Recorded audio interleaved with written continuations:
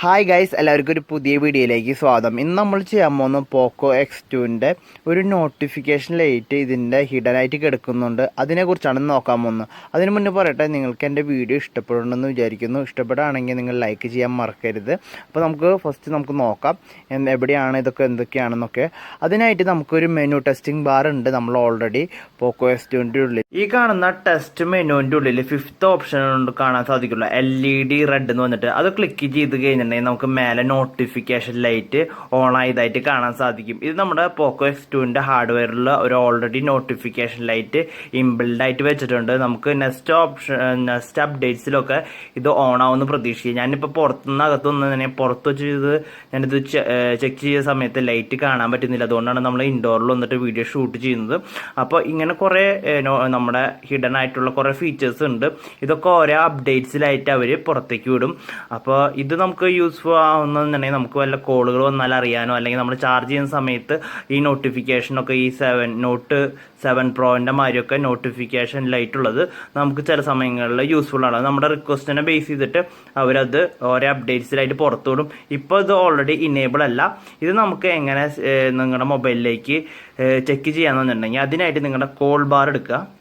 Call bar എടുത്തിട്ട് അതിൻ്റെ ഉള്ളിൽ *#7664#**#. ഒന്നുകൂടി ഞാൻ നിങ്ങളോട് പറഞ്ഞുതരാം.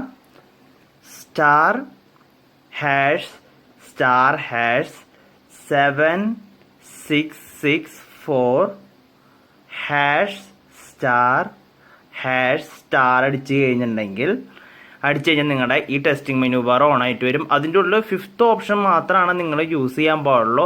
ബാക്കി ഓപ്ഷൻസ് ഒന്നും നിങ്ങൾ യൂസ് ചെയ്യരുത്. എന്തുകൊണ്ടെന്നുണ്ടെങ്കിൽ ഇത് നമ്മുടെ ടെസ്റ്റിംഗ് ബാറാണ്. ഇത് ഹാർഡ്വെയർ ബേസ് ആണ്, സോഫ്റ്റ്വെയറും കണക്റ്റഡ് ആയിരിക്കും. അപ്പോൾ നിങ്ങൾ ഇതിൻ്റെ ഉള്ളിൽ എന്തെങ്കിലും നിങ്ങൾ മിസ്റ്റേക്ക് ആയിട്ട് വല്ലതും ചെയ്ത് കഴിഞ്ഞാൽ നിങ്ങളുടെ മൊബൈലിനെ തന്നെ അതൊരു ബാധിക്കാൻ സാധ്യതയുണ്ട്. അപ്പോൾ നിങ്ങൾക്ക് ഞാൻ ഈ ഇൻഫോർമേഷൻ പാസ് ചെയ്ത് നിങ്ങൾക്ക് പോക്കോ X2നെ കുറിച്ചുള്ള എല്ലാ അപ്ഡേറ്റ്സും ഞാൻ തന്നുകൊണ്ടിരിക്കുന്നു മാത്രമാണ്.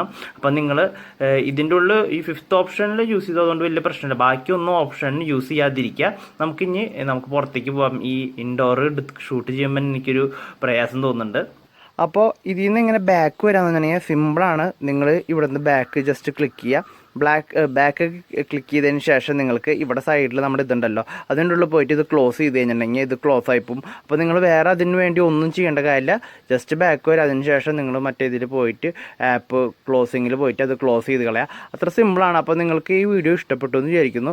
ഇഷ്ടപ്പെട്ടെങ്കിൽ എന്തായാലും ലൈക്ക് ചെയ്യുക. സബ്സ്ക്രൈബ് ചെയ്യാത്തവർ സബ്സ്ക്രൈബ് ചെയ്യുക. Thank you for watching.